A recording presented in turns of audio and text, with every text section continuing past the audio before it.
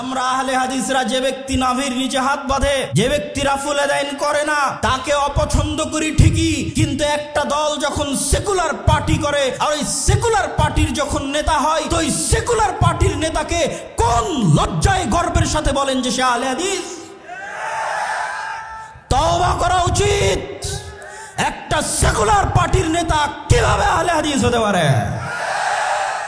আজকে আহলে হাদিসদের হীনম্মন্য মনোভাবের সবচেয়ে বড় প্রমাণ হচ্ছে কোথায় কোন ছাত্র নেতা কোথায় কে আন্দোলন করলো, তারা সেকুলার, তারা লালনবাদ, অথচ আহলে হাদিস আলেম গর্ব করে বলে যে তারা উমুক আহলে হাদিসের উমুক। নাউজুবিল্লাহ মিন যালিক। আহলে হাদিসদের এই হীনম্মন্য মনোভাব থেকে বেরিয়ে আসতে হবে। একজন আহলে হাদিস রিকশা চালক একজন সেকুলার দলের নেতার চেয়ে হাজার গুণ ভালো। একজন আহলে হাদিস মুচি এবং মজুরি একজন ন্যাশনালিস্ট দলের সেকুলার দলের নেতার চাইতে, ছাত্র আন্দোলনের নেতার চাইতে লক্ষ কোটি গুণে ভালো। অথচ আহলে হাদিস আলেমের সন্তান যখন প্রধান উপদেষ্টার দরবারে গিয়ে নিজেকে আহলে হাদিস দাবি করে, তখন কেন গায়ে জ্বলে? আমি কি নিজেকে আহলে হাদিস দাবি করতে পারি না? আহলে হাদিস কি ব্রাহ্মণ্যবাদ যে নির্দিষ্ট একটা গোত্র নির্দিষ্ট একটা দলের জন্য সীমাবদ্ধ থাকবে? পৃথিবীর আশেপাশে করে উত্তর থেকে দক্ষিণ, পূর্ব থেকে পশ্চিম, যেখানে যারা কোরআন এবং সহিহ হাদিসের মতবাদের উপর অটল থাকবে তারাই আহলে হাদিস। আব্দুর রাজ্জাক বিন ইউসুফ কোনদিন বাংলার মাটিতে শিরক এবং বিদআতের সাথে আপোষ করেনি। আব্দুর রাজ্জাক বিন ইউসুফের সন্তান হিসেবে যদি কোনোদিন শিরক এবং বিদআতের সাথে আপোষ করতে হয়, দাওয়াতি কাজ বন্ধ করে দেব, তবু শিরক এবং বিদআতের সাথে আপোষ করব না। এই আপোষহীন মানসিকতার নাম আহলে হাদিস। আজকে আমি পড়ছিলাম আল্লামা আব্দুল্লাহিল কাফি আল কুরাইশি রাহিমাহুল্লাহর আহলে হাদিস পরিচিতি, সেখানে তিনি তুলে ধরেছেন কেন আজকের আহলে হাদিসরা পিছিয়ে আছে। তার মধ্যে অন্যতম একটি কারণ তিনি তুলে ধরেছেন ইনফেরিয়রিটি কমপ্লেক্স, হীনম্মন্যতায় ভোগা। আজকে আহলে হাদিসদের হীনম্মন্যতায় ভোগার একটা উদাহরণ আপনাকে দেই। সেকুলারিজম এবং ন্যাশনালিজমের বিরুদ্ধে উনি বলেছে, উদাহরণটা বুঝতে হলে একটু সেকুলারিজম বুঝবেন, একটু ন্যাশনালিজম বুঝবেন। উনি বলেছেন কওমিয়াত, কওমিয়াত মানে ন্যাশনালিজম। কওমিয়াতের যে মূর্তি আছে এই মূর্তি আমাদের ভেঙে দিতে হবে। ন্যাশনালিজমের যে মূর্তি আছে এই মূর্তি আমাদের ভেঙে দিতে হবে। সেকুলারিজমের যে মূর্তি আছে এই মূর্তি আমাদের ভেঙে দিতে হবে। এই সেকুলারিজম, এই ন্যাশনালিজম তাগুত এবং শিরকের কাছাকাছি মহা অন্যায় এবং মহা অপরাধ। কিন্তু দুঃখজনক হলেও সত্য কি জানেন, আমরা আহলে হাদিসরা যে ব্যক্তি নাভির নিচে হাত বাঁধে, যে ব্যক্তি রাফুল আদাইন করে না, তাকে অপছন্দ করি ঠিকই, কিন্তু একটা দল যখন সেকুলার পার্টি করে আর ওই সেকুলার পার্টির যখন নেতা হয়, তো ওই সেকুলার পার্টির নেতাকে কোন লজ্জায় গর্বের সাথে বলেন যে সে আহলে হাদিস? তওবা করা উচিত। একটা সেকুলার পার্টির নেতা কিভাবে আহলে হাদিস হতে পারে? আজকে আহলে হাদিসদের হীনম্মন্য মনোভাবের সবচেয়ে বড় প্রমাণ হচ্ছে কোথায় কোন ছাত্র নেতা কোথায় কে আন্দোলন করলো, তারা সেকুলার, তারা লালনবাদ, অথচ আহলে হাদিস আলেম গর্ব করে বলে যে তারা উমুক আহলে হাদিসের উমুক। নাউজুবিল্লাহ মিন যালিক। আহলে হাদিসদের এই হীনম্মন্য মনোভাব থেকে বেরিয়ে আসতে হবে। একজন আহলে হাদিস রিকশা চালক একজন সেকুলার দলের নেতার চেয়ে হাজার গুণ ভালো।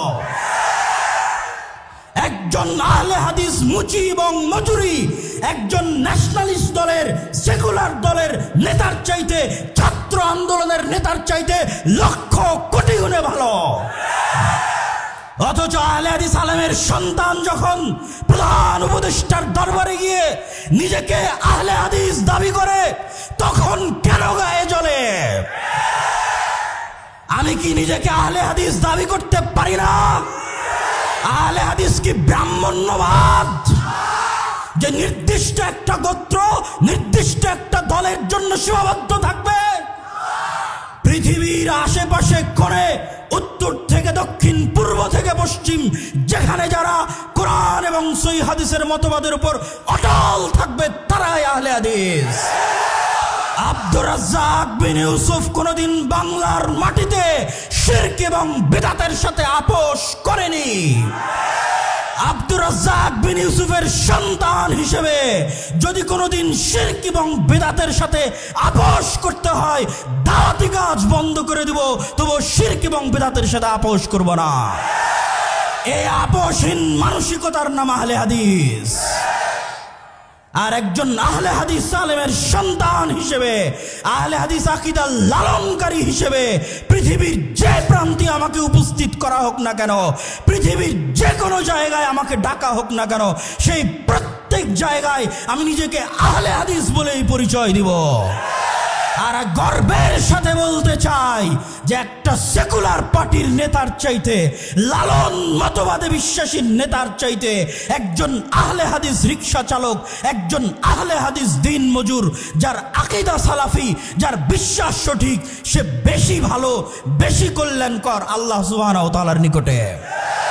অতএব আহলে হাদিসদেরকে আপোষকামী মনোভাব থেকে বের হয়ে আসতে হবে। এই আপোষকামী মনোভাবের কথা আল্লামা আব্দুল্লাহিল কাফি আল কুরাইশি তার ইনফেরিয়রিটি কমপ্লেক্স আহলে হাদিস পরিচিতি বইয়ের মধ্যে তুলে ধরেছেন। সম্মানিত উপস্থিতি, আহলে হাদিসদের আপোষহীন হতে হবে, নিজেকে নিয়ে গর্ব করতে শিখতে হবে, আহলে হাদিস জাতিকে নিয়ে গর্ব করতে শিখতে হবে। আহলে হাদিস পরিচিতির মধ্যে আহলে হাদিসদের কি দায়িত্ব এবং কর্তব্য তার গুরুত্বপূর্ণ দিক নির্দেশনাও আল্লামা আব্দুল্লাহিল কাফি আল কুরাইশি রাহিমাহুল্লাহ দিয়ে গেছেন। আরও গুরুত্বপূর্ণ দিক নির্দেশনা আল্লামা ইবতিসাম ইলাহি জহির হাফিজাহুল্লাহ তিনি আপনাদের সামনে দিয়ে গেলেন। আমি আমার বক্তব্য দীর্ঘায়িত করছি না, বক্তব্যের শেষে এতটুকুই বলবো, আল্লাহ সুবহানাহু ওয়া তাআলা বলেছেন ওমাই ইয়াকফুর বিত্তাগুত, আগে তাগুতকে অস্বীকার করতে হবে। ইব্রাহিম আলাইহিস সালাতু ওয়াস সালাম বলেছেন যে ইন্না বুরাউ মিনকুম, তোমরা যেই সমস্ত শিরকের ইবাদত করো ওই সমস্ত শিরক থেকে আমি ইব্রাহিম মুক্ত। তিনি কোরআনের যেখানে ইব্রাহিম আলাইহিস সালাতু ওয়াস সালামের কথা খুলবেন সেখানে ইব্রাহিম আলাইহিস সালাতু ওয়াস সালাম শিরক থেকে নিজেকে মুক্ত ঘোষণা করেছেন। আহলে হাদিসদের যদি ঈমান পরিপূর্ণ করতে হয় তাহলে আগে এই সেকুলারিজমকে, আগে এই ন্যাশনালিজমকে এবং এই ধরনের যত মতবাদ তন্ত্র মন্ত্র আছে এই সমস্ত তাগুতি মতবাদকে অস্বীকার করতে হবে প্রকাশ্যে। যেই দিন প্রকাশ্যে অস্বীকার করতে পারবে সেই দিন ঈমান পরিপূর্ণ হবে, তাওহীদ পরিপূর্ণ হবে।